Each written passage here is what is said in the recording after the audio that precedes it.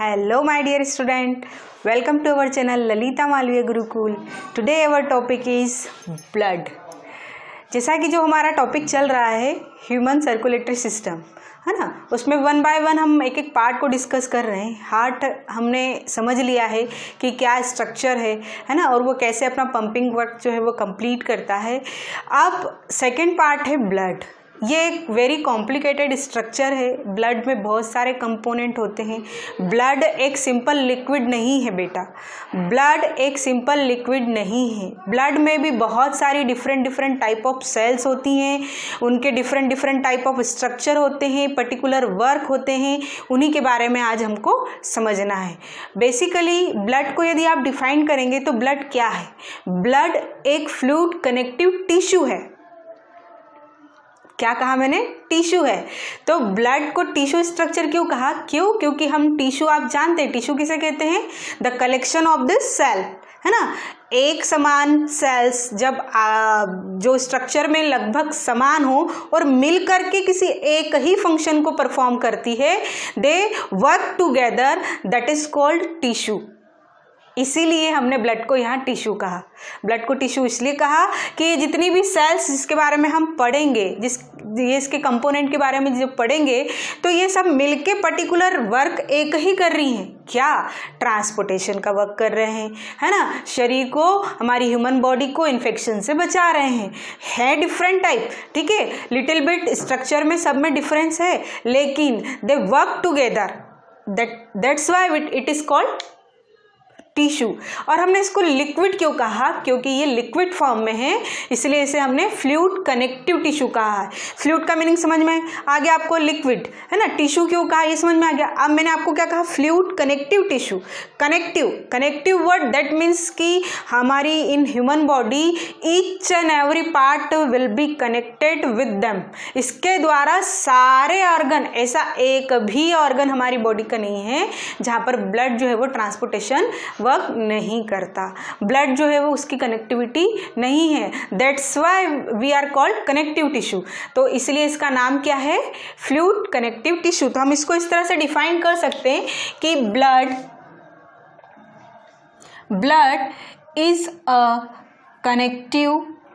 Is a fluid connective tissue.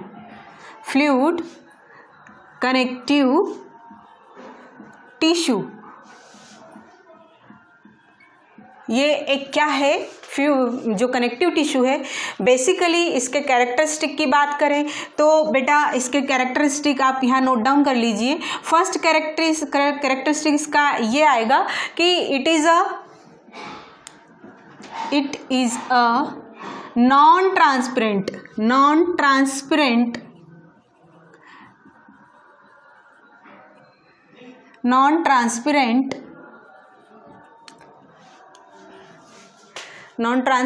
क्या है? ये थिक विस्कस, है ना.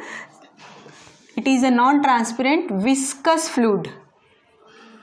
विस्कस मतलब ठीक होता है बेटा, फ्लूइड, ठीक है. बेसिकली किस कलर का होता है? Red in colour. और आप लोगों की जानकारी के लिए बता दूं कि ये रेड कलर जो है इसमें किस कारण है? रेड कलर है प्रेजेंस ऑफ हीमोग्लोबिन. हीमोग्लोबिन वो पिगमेंट है जिसके कारण से, जिसकी प्रेजेंस के कारण ब्लड का कलर कैसा है? रेड है. आप ये भी जानते होंगे, अगर आपने रेस्पिरेटरी सिस्टम के वीडियोस देख लिए हैं तो आपको पता होना चाहिए कि बेसिकली हमारी जो गैसेस एक्सचेंज है, ऑक्सीजन लेना, कार्बन डाइऑक्साइड देना, ऑक्सीजन को जो ट्रांसपोर्ट कर रहा है, कार्बन डाइऑक्साइड को जो ट्रेवल कर रहा है या ट्रांसपोर्ट कर रहा है, वो कौन है? वो हीमोग्लोबिन पिगमेंट ही है, ठीक है. ऑक्सीजन जब हीमोग्लोबिन के साथ मिल जाती है तो क्या बना लेती है? ऑक्सी हीमोग्लोबिन, है ना. क्या बना लेती है? Oxy haemoglobin. और हीमोग्लोबिन ही फिर ऑक्सीजन का क्या करती है? ट्रांसपोर्टेशन करती है, ठीक है. हीमोग्लोबिन में जब ऑक्सीजन मिक्स हो जाता है, इस तरह के ब्लड को कहते हैं ऑक्सीजनेटेड ब्लड. और जब हीमोग्लोबिन के साथ कार्बन डाइऑक्साइड बाइंड होता है तो क्या कहेंगे, डीऑक्सीजनेटेड ब्लड। और ऑक्सीजनेटेड ब्लड को ही हम प्योर जो है वो संज्ञा देते हैं, है ना, और जो डीऑक्सीजनेटेड ब्लड है उसको इम्प्योर। क्लियर, समझ में आया इतनी बात।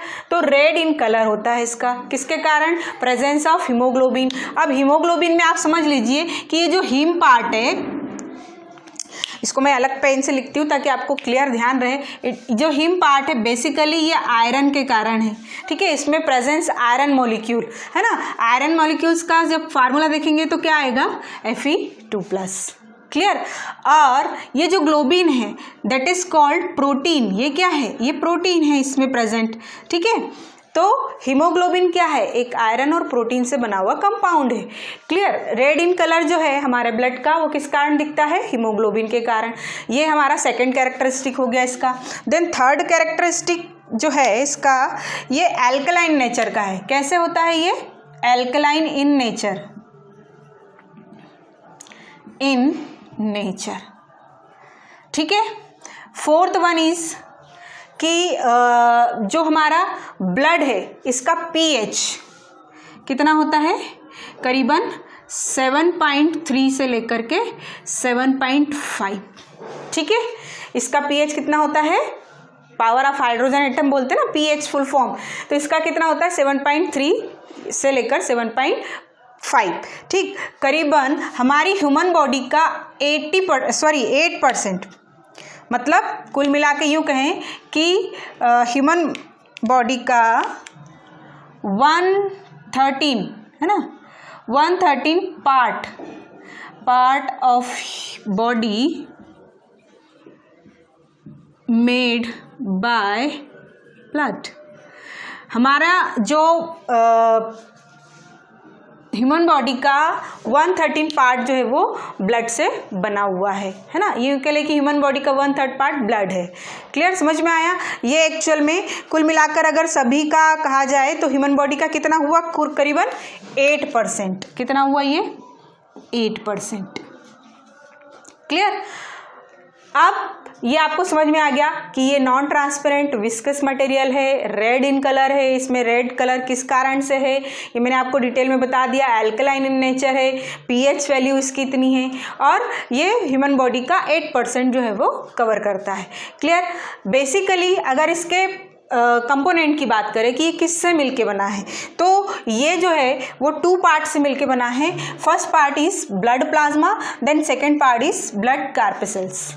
ठीक है, किससे मिलके बना है, it is made by, next point आप इसको इस तरह से भी लिख सकते हैं, it is made by 2 part. कौन कौन से 2 part, first blood plasma, then second one is blood corpuscles. ठीक है। अब ब्लड प्लाज्मा की बात करें तो ब्लड प्लाज्मा क्या है, ब्लड प्लाज्मा जो है एक ट्रांसपेरेंट मटेरियल होता है, ट्रांसपेरेंट मटेरियल या यूं कह ले फ्लूइड है। क्या है ये, ट्रांसपेरेंट फ्लूइड है, जिसमें है ना, जिसमें करीबन क्या होते हैं, water,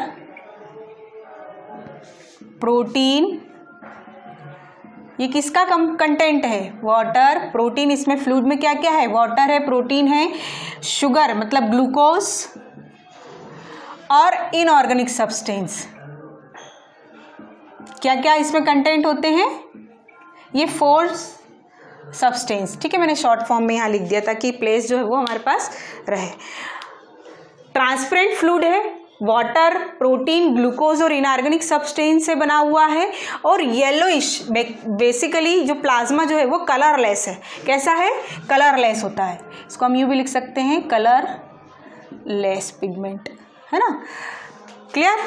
colourless transparent fluid, water, इसमें वाटर जो है वो करीबन 91 से लेकर 92% होता है। प्रोटीन जो है वो करीबन 7% होता है। कितना होता है, 7%। ग्लूकोज 0.1% होता है, और इनऑर्गेनिक सब्सटेंस जो है वो 0.9% प्रेजेंट होते हैं, है ना। इस तरह से ये कुल मिलाकर के जो है क्या बनाते हैं, ब्लड प्लाज्मा। अगर इन ब्लड कहें, अगर ब्लड में से ये दोनों को परसेंटाइल करें तो कि ब्लड में से ये दोनों कितने कितने परसेंट है, तो आपको यहाँ पर लिखना है कि ब्लड प्लाज्मा जो है वो करीबन होता है 55% ब्लड में, और ब्लड कार्पिकल्स होते हैं, कार्पिसल्स होते हैं 45%। हो गए दोनों मिलाकर 100%, है ना। तो ये दोनों इस परसेंट में मिलकर के क्या बनाते हैं, ब्लड, 100% ब्लड का फॉर्मेशन करते हैं। अब हमारा नेक्स्ट जो टॉपिक है वो है ब्लड कार्पिसल्स। ब्लड कार्पिसल्स समझते हैं। ब्लड कार्पिसल्स जो है वो बेसिकली 2 टाइप होती है। आपने नाम बहुत सुना होगा। First one is RBC, then second one is WBC, red blood corpuscles. क्या फुल फॉर्म है इसका, रेड, आर से red, blood corpuscles, white blood corpuscles, ठीक है, डब्ल्यूबीसी और आरबीसी, है ना। ठीक, अब जैसा कि आर रेड कलर लगा है, दैट मीन्स कि स्वाभाविक है इसमें क्या प्रेजेंट होगा, पिगमेंट प्रेजेंट होगा। और पिगमेंट मैं आपको बता चुकी हूँ कि पिगमेंट का नाम क्या है, उस पिगमेंट का नाम है, रेड कलर के पिगमेंट का नाम हीमोग्लोबिन। मतलब स्वाभाविक है कि आरबीसी सेल में क्या होते हैं, हीमोग्लोबिन प्रेजेंट होता है, डब्ल्यूबीसी में हीमोग्लोबिन प्रेजेंट नहीं होता। आरबीसी को आप कैसे डिफाइन करेंगे, आप बेटा साथ में ना पॉइंट नोट करते चलें तो आपको भी कंफ्यूजन नहीं होगा। अब हम यहाँ पर आरबीसी के पॉइंट डिस्कस कर रहे हैं। फर्स्ट आरबीसी के पॉइंट को हम इस तरह से डिस्कस कर सकते हैं, आरबीसी, है ना। पहला क्या, रेड इन कलर, ठीक। फिर इसका नाम, अनदर नेम क्या है, इरिथ्रोसाइट। क्या नाम है इसका, इरिथ्रोसाइट भी इन्हें कहा जाता है। और इनकी लाइफ स्पेन, लाइफ स्पेन जो है मतलब ये कितने दिनों तक सरवाइव करते हैं, तो ये करते हैं करीबन 50 to 120 डेज। मतलब ये 120 डेज बाद फिर क्या हो जाती हैं, डिस्ट्रॉय हो जाती हैं, देन न्यू जो है वो आरबीसी इनकी प्लेस पे फॉर्म हो जाती है। इसलिए कहा जाता है कि ब्लड डोनेट करना एक अच्छी बात है, दान करना, क्योंकि वैसे भी आपके 120 डेज बाद तो वो आरबीसी क्या हो रही है, डिस्ट्रॉय हो ही रही है। देन ये रिकवरी जो है वो अल्टीमेटली इतने डेज में 3 मंथ्स में हो ही जाती है ना, 3-4 मंथ में ये रिकवर हो जाता है, बन जाती है न्यू। तो इसीलिए ब्लड डोनेशन एक गुड हैबिट है ना। तो लाइफ स्पेन समझ में आ गया, 50 to 120 डेज होता है इनका। और इनमें जो है न्यूक्लियस एब्सेंट होता है। क्या एब्सेंट होता है, न्यूक्लियस एब्सेंट होता है। क्लियर। तो ये हमारे आरबीसी के कैरेक्टरिस्टिक हो गए, है ना। आरबीसी रेड ब्लड सेल्स या रेड ब्लड कार्पेसल्स कहा जाता है ना। और रेड ब्लड, इनमें कलर किस कारण हो रहा है, हीमोग्लोबिन के कारण प्रेजेंट हो, हीमोग्लोबिन। क्लियर, ये याद रखिएगा। अब हमारे डब्ल्यूबीसी के कैरेक्टरिस्टिक, तो डब्ल्यूबीसी के कैरेक्टरिस्टिक हम इस तरह से लिख सकते हैं, क्या लिखेंगे कि इट इज कलरलेस, है ना, वाइट इन कलर। फिर सेकंड लाइफ स्पेन, इसका लाइफ स्पेन जो है वो आरबीसी के कंपेयर में और कम है। कितना है लाइफ स्पेन, करीबन 12 to 13 डेज ओनली, ठीक है। फिर ये जो है थर्ड इसका पॉइंट आएगा कि it is responsible for immunity. हमारी इम्यूनिटी कितनी स्ट्रॉन्ग है, कितनी वेल हेल्दी है, कितनी अच्छी है ना, it is depend on the presence of WBC. एक नॉर्मल ह्यूमन बीइंग में जितनी डब्ल्यूबीसी सेल्स की जो संख्या होनी चाहिए, अमाउंट होना चाहिए, जितनी क्वांटिटी होनी चाहिए, अगर वो प्रेजेंट है तो हमारी इम्यूनिटी काफ़ी स्ट्रॉन्ग रहेगी। और यदि इसकी संख्या, इसकी जो क्वांटिटी है वो अगर कम होती है तो हमारी इम्यूनिटी कहीं ना कहीं इफेक्ट होती ही है। तो बेसिकली इन ह्यूमन बीइंग जो इम्यूनिटी एक्टिविटी के लिए रिस्पॉन्सिबल है वो कौन है, WBC। ठीक है, तो ये WBC और RBC के कैरेक्टरिस्टिक हो गए। अब हमारा यहाँ तक का पार्ट जो है वो कंप्लीट हो गया। लेकिन यहाँ पर WBC आपको समझ में आ गई अच्छे से, RBC समझ में आ गई। WBC आगे और जा करके डिवाइड होगा, दो पार्ट, ग्रेनुलेटेड और अग्रेनुलेटेड। ये जो डिवीजन हुआ है इनका, ये हुआ है बेसिस ऑन द साइटोप्लाज्म। किसके बेस पे इसको डिवाइड किया गया है, साइटोप्लाज्म। आप बोलेंगे टीचर साइटोप्लाज्म के बेस पे कैसे, तो इसको समझने के लिए मैं यहाँ पर आपको ये इरेज कर देती हूँ। आई होप ये पॉइंट आपने नोट डाउन कर लिए होंगे। अगर आप नोट नहीं कर पाए तो आप मेरे वीडियो को अगेन एंड अगेन जो है वो रिवाइंड करके देख सकते हैं। ठीक, तो अब यहाँ पर हम किसको डिस्कस करेंगे, ल्यूकोसाइट। WBC का अनदर नेम क्या है, ल्यूकोसाइट। ग्रेनुलेटेड और अग्रेनुलेटेड, किसके बेस पे कहा मैंने, साइटोप्लाज्म। इसको इस तरह से समझिए, ये मान लीजिए कि हमारी WBC सेल है ना, तो इसका जो साइटोप्लाज्म है वो एक्चुअल में इस तरह से ग्रेनुलेटेड, मतलब ग्रेनुअल्स के रूप में है। पूरा साइटोप्लाज्म जो है वो क्या है, ग्रेनुअल्स के रूप में। और ये इसका न्यूक्लियस। अब न्यूक्लियस को लेकर के भी इसमें एक बहुत इंपॉर्टेंट और यूनिक बात है। यूनिक बात ये है कि इसका न्यूक्लियस जो है वो इर्रेगुलर फॉर्म में है। मतलब बेसिकली हमने एक सेलुलर स्ट्रक्चर में जितने भी न्यूक्लियस देखे हैं वो न्यूक्लियस कैसे देखे हैं, सर्कुलर फॉर्म में देखा है ना, कि स्फेरिकल स्ट्रक्चर या circular structure in the cell, it is called nucleus. But यहाँ पर इसका न्यूक्लियस क्या होता है, इर्रेगुलर सरफेस। इर्रेगुलर शेप मतलब कुछ भी उसका शेप जो है वो निश्चित या डेफिनेट नहीं होता। ठीक, तो ग्रेनुलेटेड समझ में आ गया कि whole cytoplasm in the form of granules. ठीक है, और अग्रेनुलेटेड मतलब, अग्रेनुलेटेड को इस तरह से समझें कि ये एक और सेल है अनदर, है ना, वो सेल में जो पूरा साइटोप्लाज्म है एक नॉर्मल फॉर्म में, लिफ्लूइड फॉर्म में पाया जाता है, और जो न्यूक्लियस है वो उसी स्फेरिकल फॉर्म में सेंटर में पाया जाता है। ठीक है, तो ये कौन सी सेल हो गई, ये हो गई हमारी ग्रेनुलेटेड, ग्रेन्यूलेटेड। और ये कौन सी हो गई, अग्रेनुलेटेड।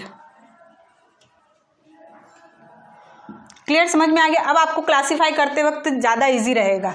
ग्रेनुलेटेड जो सेल है वो फर्दर 3 टाइप में जो है वो डिवाइड हो जाती है। फर्स्ट है न्यूट्रोफिल्स, बेसोफिल्स और एसिडोफिल्स। न्यूट्रोफिल्स, बेसोफिल्स, एसिडोफिल्स, ये तीनों फॉर्म जो हैं इनके बेसिकली याद रखिएगा, हर एक WBC perform very important function. जैसा कि मैंने आपको बता दिया कि इसका कॉमन फंक्शन तो इम्यूनिटी है ही। अब इम्यूनिटी डिफरेंट तरह से हो सकती है भाई। मान लीजिए कोई आपको इन्फेक्शियस डिसीज हुई, उसके प्रति आपके अंदर लड़ने की क्षमता, दैट इज कॉल्ड इम्यूनिटी। अगर मान लीजिए कि आपको कोई एलर्जी हुई है, उसके प्रति लड़ने की क्षमता, that is also called immunity. कोई हमारे अंदर फॉरेन बैक्टीरिया, फॉरेन सब्सटेंस अंदर आया है, उसके लिए एंटीबॉडीज प्रिपेयर करना, it is also a part of immunity, है ना। अगर आपको कोई इंजर्ड हुआ है, कोई चोट लगी है, ब्लड फ्लो हो रहा है, कंटिन्यूसली ब्लड का लॉस हो रहा है, उसको क्लॉट बनाना, उसको रोकना, ब्लड के फ्लो को थामना, रोकना, स्टॉप करना, that is also part of immunity. तो immunity it is a very big work, है ना, बहुत सारा उसमें काम होता है। इसीलिए WBC में इतने सारे टाइप्स दिए हैं यहाँ पर, और हर एक टाइप की सेल जो है वो अपने अपने फंक्शन को जो है वो परफॉर्म करती है। तो फर्स्ट न्यूट्रोफिल्स की बात करें, अगर इसका डायमीटर है ना, न्यूट्रोफिल्स इसका फर्स्ट पार्ट हो गया न्यूट्रोफिल्स। न्यूट्रोफिल्स जो है वो बेसिकली कितनी होती हैं, 12 माइक्रोन से लेकर 15 माइक्रोन इसका क्या होता है, डायमीटर। ये क्या है इसका, डायमीटर। क्लियर। फिर सेकेंड, न्यूक्लियस डिवाइड। मैंने आपको कहा कि ये इरेगुलर शेप में है ना, इरेगुलर शेप मतलब कोई स्फेरिकल या सर्कुलर शेप नहीं है। तो ये क्या बोल रहे हैं कि इसका न्यूक्लियस बेसिकली इस तरह से मॉडिफाई होता है कि वो हमें ऐसा लगता है एज्यूम कि 2 से 6 पार्ट में क्या हो, डिवाइडेड हो। क्या, न्यूक्लियस डिवाइड, है ना, न्यूक्लियस, ये न्यूक्लियस है। क्लियर। फिर इसका नेक्स्ट कैरेक्टरिस्टिक, ये किसके लिए, किसके प्रति लड़ता है, किससे हमको प्रोटेक्ट करता है, हमारी ह्यूमन बॉडी को प्रोटेक्ट करता है, ये बैक्टीरियाज।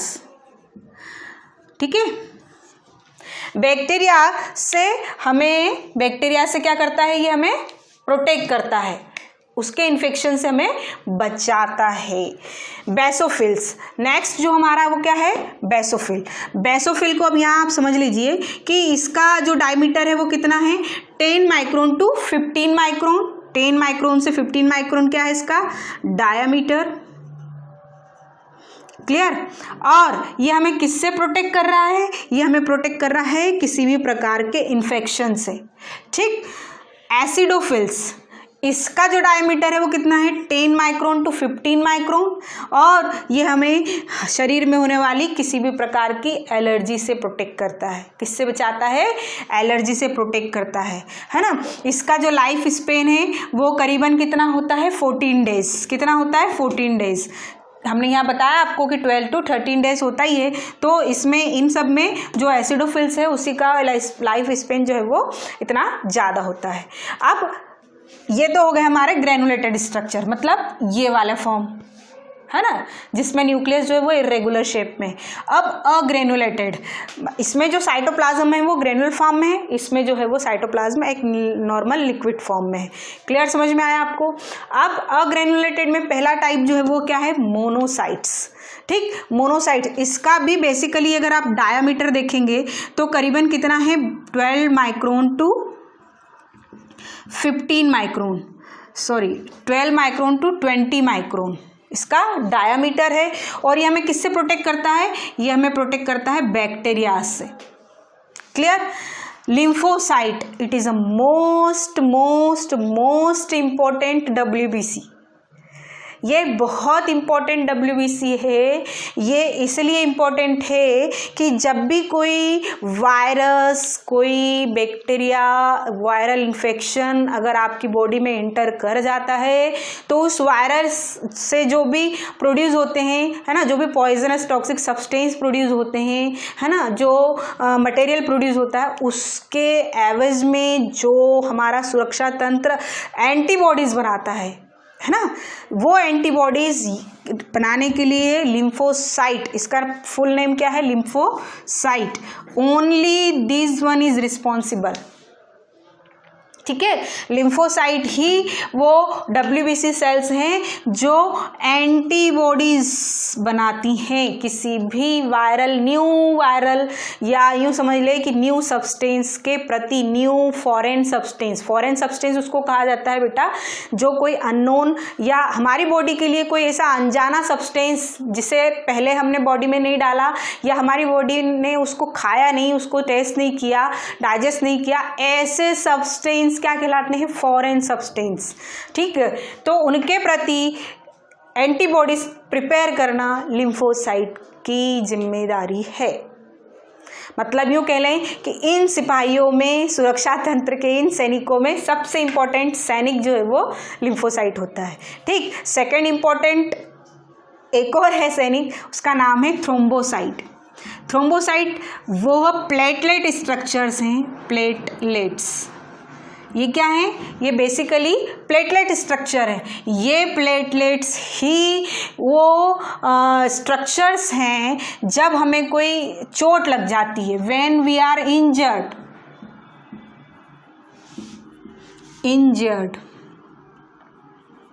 ठीक है, तो ये थ्रोम्बोप्लाइट्स जो है, थ्रोम्बोसाइट्स है ना, make a net like structure. क्या बना लेते हैं, एक नेट लाइक स्ट्रक्चर बना लेते हैं ऑन द इंजरी के ऊपर, और वो नेट लाइक स्ट्रक्चर बनता है इनकी, क्योंकि इनका जो स्ट्रक्चर है वो थ्रेड लाइक है। ठीक है, थ्रेड लाइक स्ट्रक्चर्स होते हैं, रेशेदार स्ट्रक्चर्स होते हैं। तो ये प्लेटलेट्स क्या करती हैं, आपस में उस इंजरी के ऊपर आकर के ऐसा जाल सा बना लेती हैं, जिसके कारण से एक क्लॉट बन जाता है, थक्का बन जाता है, ब्लड की जो फ्लो है वो रुक जाता है वहीं पर।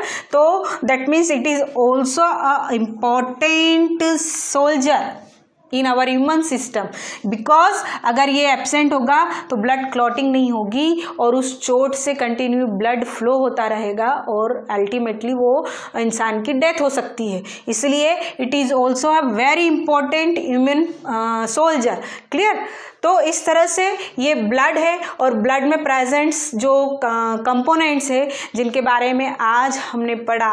अब हमारा ये हम सर्कुलेटरी सिस्टम पढ़ रहे हैं। पहले circulatory system, human circulatory system very important system, तो उसको समझने के लिए पहले हमें उसके पार्ट्स वन बाय वन समझने होंगे, है ना, तब हम उस पूरे सर्कुलेटरी सिस्टम को आसानी से समझ पाएंगे। हार्ट समझ लिया आपने, ब्लड समझ लिया, उसके कंपोनेंट समझ लिए। अब नेक्स्ट जो है वो इतना इम्पोर्टेंट जो फ्लूइड है, कनेक्टिव टिश्यू है जिनमें फ्लो होता है, उन ब्लड वेसल्स के बारे में नेक्स्ट जल्दी ही पढ़ेंगे।